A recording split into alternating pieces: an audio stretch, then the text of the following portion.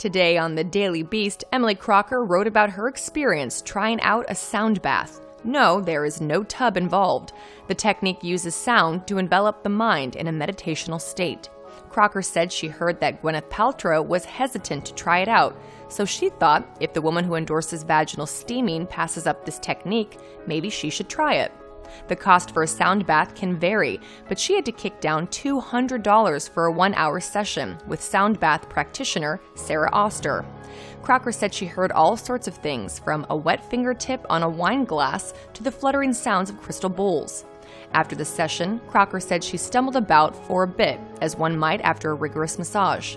For those looking to experience a more economical sound bath, some places will do group sessions for far less money.